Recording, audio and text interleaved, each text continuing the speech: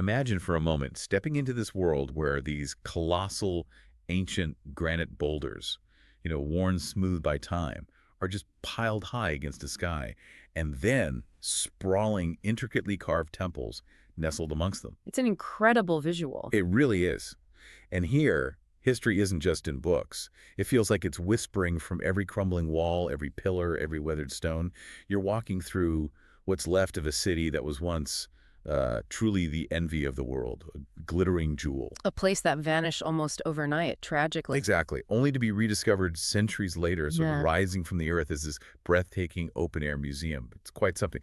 Okay, let's unpack this a bit. We're doing a deep dive into Hampi. It's a UNESCO World Heritage Site in the Indian state of Karnataka. Right. And it's known globally for its stunning ruins, these majestic temples, and that incredibly unique, almost otherworldly, boulder-strewn landscape. That landscape is really key to its identity. For sure. And for over 2 centuries, from the 14th to the 16th, Hampi was the magnificent capital of the Vijayanagara Empire, one of the richest, most powerful kingdoms in South India at the time. A major player, absolutely. So our mission here isn't just to look at pretty ruins. We want to understand Hampi as this vibrant testament to human ingenuity, architectural genius, and this deep, enduring spirituality. We're going to pull out the most important bits of knowledge and hopefully some surprising facts for you. And it's amazing how much of that original grandeur still speaks to us, even in its ruined state. It's much more than just old stones. It's this powerful testament to the Vijayanagara Empire's huge impact, and also a stark reminder of how history can just turn on a dime. Yeah, dramatic turns is right. You can almost feel the pulse of that ancient city when you walk around. You really can. Okay, so to get that pulse, we need to go back to the beginning. And here's where it gets really interesting for anyone trying to figure out how it rose so fast. How did such a powerhouse climb to global prominence so quickly? And then what led to that dramatic, devastating fall? It's a classic story of rise and fall, but on an epic scale. The Vijayanagara Empire itself, it was founded in 1336 CE by 2 brothers, Hariharsha and Bukharaya. And they set up Hampi as the capital right from the get-go. A strategic move, really. Definitely strategic. They needed a strong Hindu base against the Sultanites coming down from the north. Choosing Hampi wasn't accidental. Right, that location, nestled among the boulders and by the river. Exactly. It offered natural defenses, and this rapid establishment, it shows they had a clear vision. If you look at the bigger picture, the fast rise and, well, the equally fast catastrophic fall of Vijayanagara, it just perfectly illustrates the volatile power dynamics in medieval India. How even the biggest empires could go from, unbelievable prosperity to ruin almost overnight. Wow. So Hampi wasn't just a capital. Oh no, it exploded. It became a truly global center, a hub for trade, art, architecture, religion. We have these incredible accounts from travelers back then, people like Abdulrazak from Persia, Domingos Pais from Portugal. Italians too, right? Niccolo de Conti? Yes, him as well. And they all describe a city of just unbelievable wealth and sophistication. So these weren't just like rumors, these are eyewitness accounts. What did they actually see? Oh, absolutely eyewitness. Pais, for instance, he called Hampi the best provided city in the world. He talked about huge city gates, wide, clean streets, food and goods just everywhere. At its peak, Hampi might have had close to 500,000 people. 500,000? That's huge for that time. It was enormous, maybe second only to Beijing globally then. Imagine bustling diamond markets, literally. Diamonds sold by the measure, not just piece by piece. Grand roads for processions lined with shops. Palaces, stunning temples. And the planning, was it just chaotic growth? Not at all. The urban planning was remarkably advanced. We're talking sophisticated water management, aqueducts, canals, huge tanks bringing water for farming and for the city itself. Public baths, massive granaries. It had a clear grid layout for different parts of the city. It was a real nexus, connecting east and west economically and culturally. It sounds less like a city and more like, well, a legend. This crucible of wealth and influence drawing the whole world in. But like you said, golden ages don't last forever. The fall came after that key battle, the Battle of Talikota in 1565. That was the turning point. And it wasn't just a minor defeat, was it? No, it was decisive, utterly devastating for Vijayanagara against this alliance of Deccan sultanates. And the city itself. Interestingly, the city wasn't destroyed in the battle. It happened afterwards. The victorious sultanates, they systematically plundered and destroyed Hampi over about 6 months. Yes. Their aim seems to have been to completely erase the power and glory of Vijayanagara. They went after temples, palaces, infrastructure, leaving behind the ruins we see today. It's this haunting echo, but also, weirdly, a snapshot. It froze the city in that moment of destruction. The scale of that is hard to imagine, but it also, as you say, kind of preserved it in a strange way. It did, a tragic preservation. So if Hampi is this vast collection of memories and structures, what does that mean for someone exploring it today? You're not just looking at old stones. Not at all. You're seeing stories, innovation, art, daily life, all etched into those structures. It's often called an open-air museum, and that feels right. It's spread across, what, 4,100 hectares? Astonishingly large, yes. Over 1,600 surviving monuments. The scale just, it boggles the mind. It really does. And this raises that question about the sheer ingenuity of the Vijayanagara builders.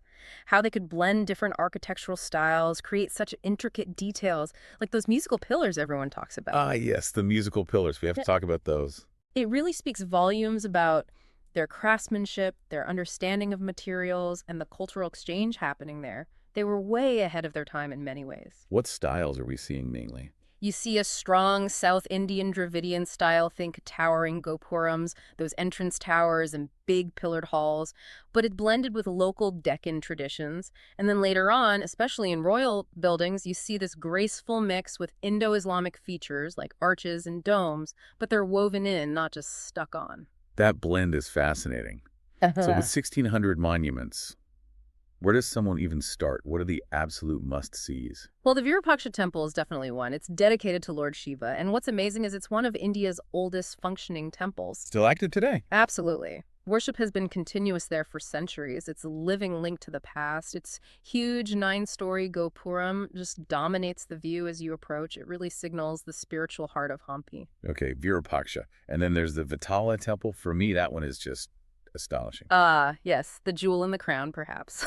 It has that iconic stone chariot. It's carved so intricately, it looks like it could just roll away, like stone jewelry. It's a masterpiece of carving, modeled after temple chariots used in processions. But the real showstopper for me, and I think for many people, are those musical pillars in the main hall, the Maha Mandapa.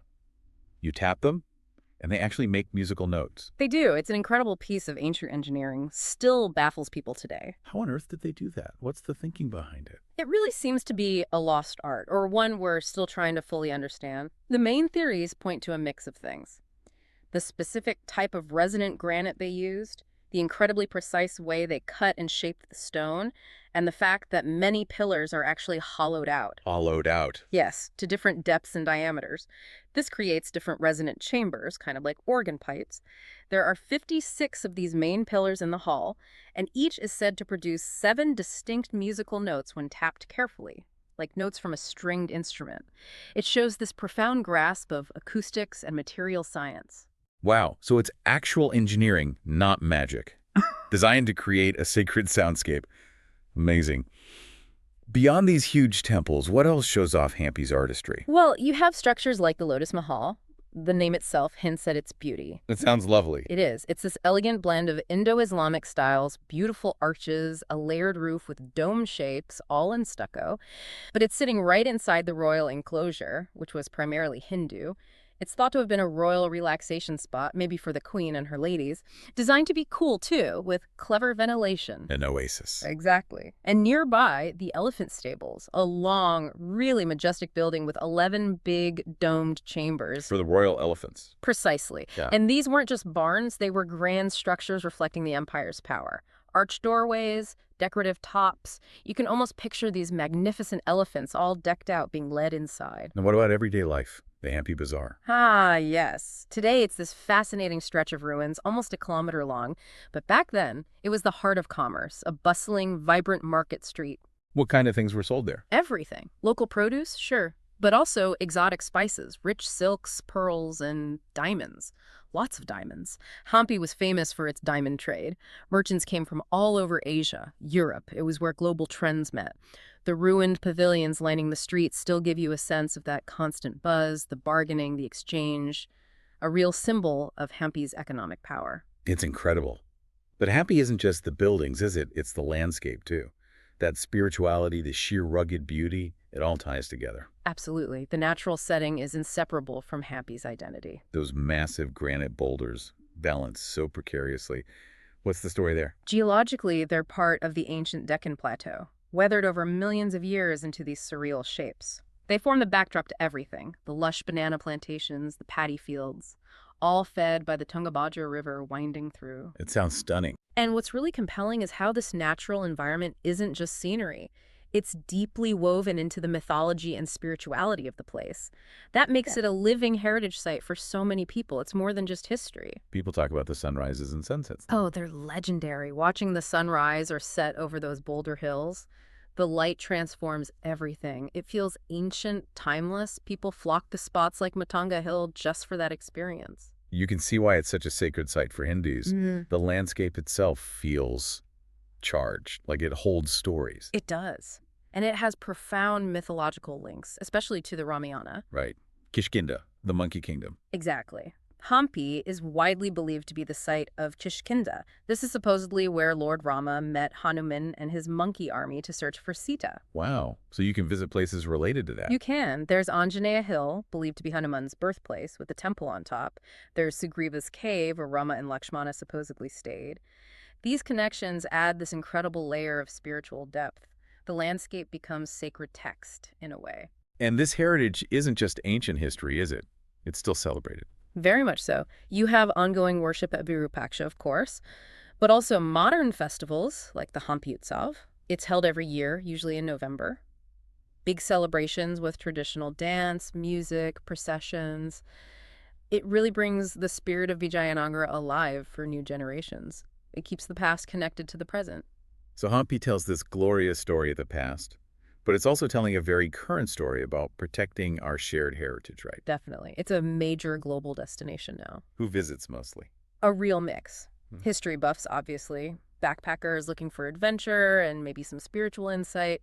Pilgrims drawn by the sacred sites. People come from all over the world, each finding something different in the ruins. And that brings challenges, I imagine. Huge challenges, which highlights that broader theme. Hampi is like a case study for balancing tourism, development, and preservation. It's a tightrope walk. Who's doing the preservation work? Primarily UNESCO, which listed it as a World Heritage Site back in '86, and the Archaeological Survey of India, the ASI. They're constantly working on excavation, conservation, restoration, trying to stabilize structures, stop decay. It's meticulous, painstaking work. Using old techniques and new ones. Both. Whatever is appropriate to maintain the integrity of the site, but it's a massive undertaking. And despite all that effort, there are still big challenges. Oh, absolutely. You've got natural erosion, wind, rain acting on these ancient stones. Sadly, occasional vandalism still happens. And then there's the pressure from modern life, unplanned development popping up nearby, illegal construction. Even just the sheer number of visitors walking around puts stress on the monuments. It sounds like a constant battle. It really is Yeah. a delicate, ongoing effort to keep this incredible place safe for the future and keep it authentic. So what does all this mean for you listening? Hampi is clearly so much more than just ruins. It's this living heritage, telling stories of a glorious past, amazing architecture, deep culture, deep spirituality. That unique mix of history, spirituality, and just breathtaking landscape makes it, honestly, a must-visit place in India. We hope this deep dive has given you a shortcut to understanding just how incredible and enduring Hampi is. It's really a testament to human ambition, creativity, Wow. resilience, too. Definitely resilience. It's a powerful reminder that even when things fall apart, even in ruins, incredible stories and profound beauty can survive. They're waiting for us to find them, offering lessons from empires long gone, lessons about our own human journey. Which leads to a final thought, maybe something for you to ponder. In a world that's always looking forward, often moving so fast, what irreplaceable lessons about human achievement, about resilience, art, our spiritual connections? What lessons do ancient sites like Hampi still hold for us, for our present, and maybe even for our future?